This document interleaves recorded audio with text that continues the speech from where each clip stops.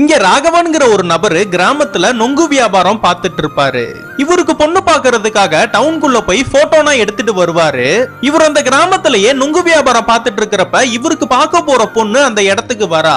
அங்க இவர் நேர்மையா வியாபாரம் பண்ணதை பார்த்ததும் இந்த பொண்ணுக்கே அவரை ரொம்ப பிடிச்சு போயிருது.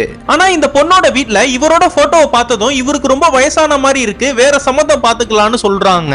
ஆனா இந்த பொண்ணுக்கு ரொம்ப பிடிச்சனால இந்த பொண்ணு வீட்டுல அந்த மாப்பிள்ளையவே சம்மதிச்சிடுறாங்க.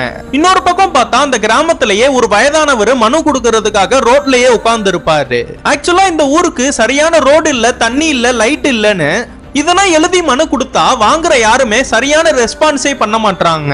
இதெல்லாம் பாக்குற நம்ம ஹீரோவும் வயசான காலத்துல ஏன் தாத்தா இப்படின்னா பண்றேன்னு கேக்குறாரு. நான் இன்னும் கொஞ்ச நாள்ல மேல போய் சேர்ந்துருவேன், அடுத்து நீங்க தானே இந்த ஊர்ல வாழ போறீங்க, உங்களுக்காக தான் நான் போராடிட்டு இருக்கேன்னு சொல்றாரு. அதுக்கப்புறம் நம்ம ஹீரோக்கும் கொஞ்ச நாள்ல அந்த பொண்ணு கூட நல்லபடியா கல்யாணமும் ஆயிடுது.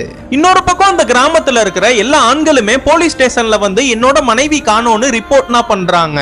அந்த ஊர் தலைவரோட கம்பெனில நிறைய பெண்கள்லாம் வேலை செய்வாங்க. அந்த கம்பெனில வேலை பார்க்கற இந்த வள்ளிங்கிற இந்த பொண்ணு அவங்க அம்மாக்கு உடம்பு சரியில்லைன்னு தலைவர்கிட்ட வந்து கடன் கேட்கிறா. அவரு கொஞ்சம் கூட யோசிக்காம இந்த வள்ளிங்கிற இந்த பொண்ணுக்கு அந்த காசை கொடுத்துடுறாரு. இன்னொரு பக்கம் இந்த தாத்தா அந்த ஊரோட எம்எல்ஏ கிட்ட போய் லெட்டர்னா எழுதி அந்த ஊருக்கு சரியான ரோடு, தண்ணி, லைட்னா வேணும்னு அவர்கிட்ட மனுனா கொடுத்துட்டு வராரு. இன்னொரு பக்கம் நம்ம ஹீரோட மனைவி நம்ம இந்த பிசினஸே பண்ணிட்டு இருந்தா நம்ம லைஃபோட அடுத்த கட்டத்துக்கு போக முடியாது, நம்ம இந்த ஊர்ல ஒரு சின்னதா ஒரு ஹோட்டல் ஒன்னு ஸ்டார்ட் பண்ணலாம்னு சொல்றாங்க. மனைவி ஆசைப்பட்ட மாதிரி நம்ம ஹீரோவும் அந்த ஊர்லயே ஒரு ஹோட்டல் ஒன்னு ஓபன் பண்றாரு. இந்த பக்கம் பார்த்தா அந்த கடன் வாங்கின அந்த வள்ளிங்கிற பொண்ணு இறந்து போயிடுறாங்க.